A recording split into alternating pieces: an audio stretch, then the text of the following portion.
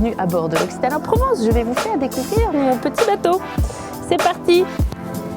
Ici, c'est la salle de sport, la salle de muscu. On a la colonne de winch qui permet d'actionner tous les winches. Ce cockpit, il a la particularité d'être fermé, donc on est vachement protégé des intempéries et donc ça nous permet de régler de façon plus facile. On a des petits strapontins comme ça où on passe pas mal de temps. C'est vraiment ça mon poste de veille. En fait, ici, on se rend pas forcément compte, mais on voit pas mal le bateau. Ça paraît rien du tout, mais on a rajouté ça.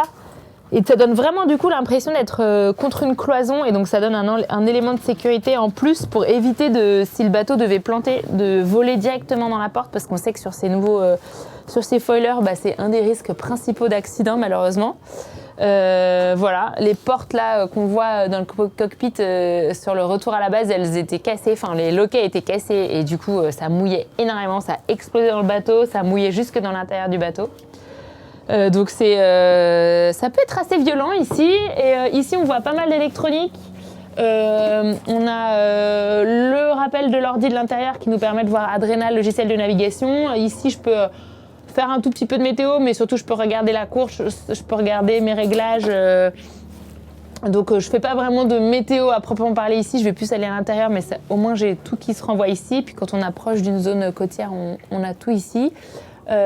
Ici j'ai un autre écran en fait, un iPad qui permet d'avoir, là c'est mes infos de load, de charge dans les boots, dans les câbles qui tiennent le mât notamment, dans les foils aussi.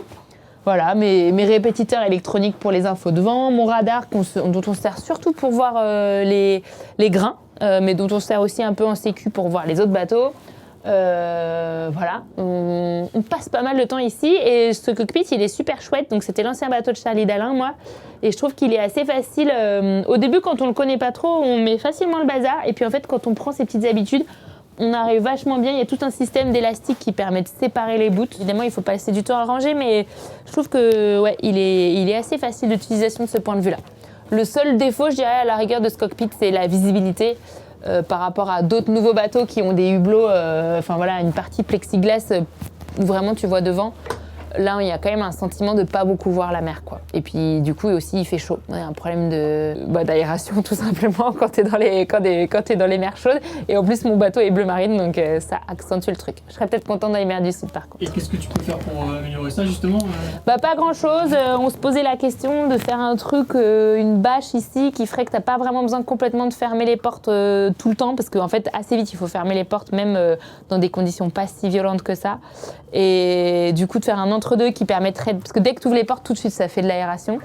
On se pose aussi la question de mettre plus sur les petits endroits où je regarde moins souvent, de mettre plus de petits rideaux, parce qu'en fait, c'est le soleil aussi qui tape sur le sol, qui fait de l'humidité. Et l'humidité, on sait que ça crée un sentiment encore plus de lourdeur avec la chaleur.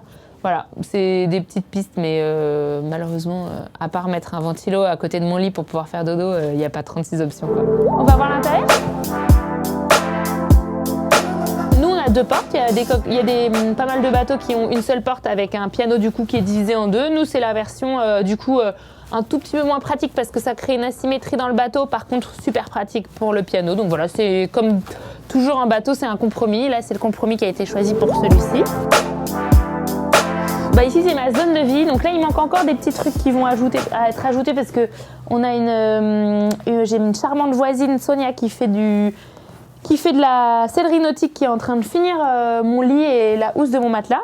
Mais donc ici, nous ça c'est la nouveauté saison 2024. C'est un lit comme une banette en fait, cadre, qu'on peut venir régler pour s'adapter à la gîte qu'on vient mettre ici. Et par-dessus, j'ai un matelas qui a été fait du coup comme d'autres marins en partenariat avec Bultex, donc un truc vraiment costaud, un peu assez confort, avec des rebords comme ça.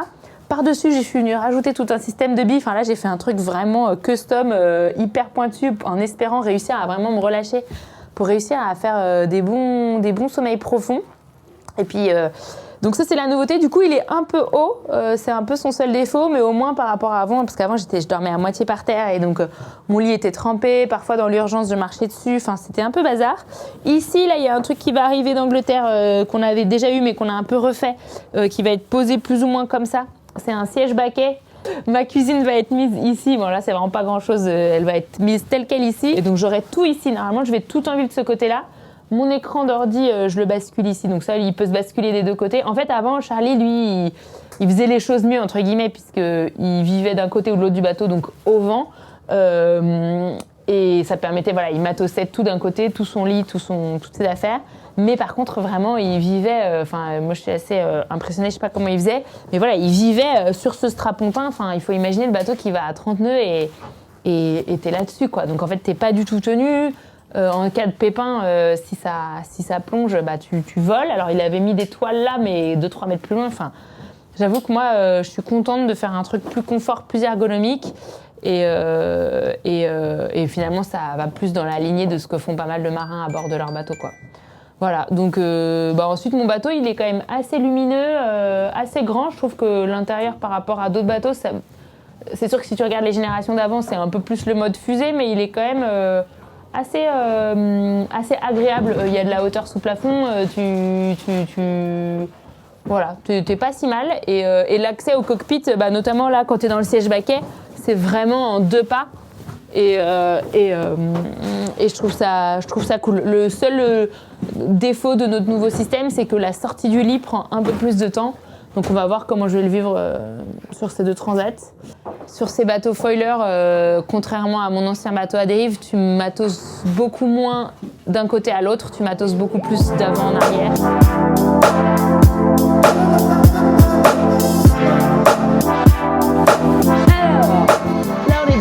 À voile, donc dans l'avant du bateau, en avant du mât, de la cloison de mât. Quand on est au près, les voiles sont ici. Quand il n'y a vraiment pas de vent aussi, les voiles sont avancées. Et ça, c'est vraiment la partie la plus galère. C'est un peu l'horreur. Le matossage, c'est un peu la bête noire de tous les marins. Notamment quand il y a des cloisons comme ça, il faut imaginer que mes voiles, elles pèsent jusqu'à 100 kg quasiment, et que les déplacer d'un endroit à l'autre par-dessus une cloison, c'est très difficile. Là, on a mis ce trampoline pour, au moins quand elle soit ici, elle se plie pas en deux autour de la cloison. Mais j'ai pas encore un système parfait. On a mis cette espèce de rail pour pouvoir les emmener directement à l'avant, mais ça marche pas encore parfaitement parce qu'on a du mal à le tendre assez. Il y a un système de palan là. Voilà, c'est encore en réflexion. Et puis après, tout simplement, c'est un compromis, quoi. Tu vas matosser de façon moins précise quand tu es seul que quand tu es en double. En double, vraiment, on était voilà, on allait mettre tout à l'avant, tout à l'arrière. Alors tout à l'arrière, j'ai tendance à le faire très bien. Tout à l'avant, ça a souvent tendance à s'arrêter ici et pas être 3 mètres plus loin parce que le passage de ces cloisons-là, il est vraiment horrible. C'est pas facile, donc je prends une drisse. Et puis là, c'est du bazar parce que ne serait-ce que de la mettre dans l'axe du trou, c'est assez difficile à faire. Et en plus, le trou est assez petit par rapport à la largeur des voiles. Donc c'est fatigant. Et en fait, si je vais juste hisser une voile, je vais comme disent les Anglais, snaker, la sortir, je vais ouvrir le sac et la sortir comme ça. Voilà. Ouais. En fait, le moment où je vais devoir les sortir une à une pour les matosser, par le trou sans les sortir de leur voile, c'est si par exemple j'étais au près, je passe au portant, donc je veux les mettre tout à l'arrière, dehors, à l'arrière du bateau, je vais les sortir une à une, et là c'est du boulot, ouais, c'est vraiment du boulot.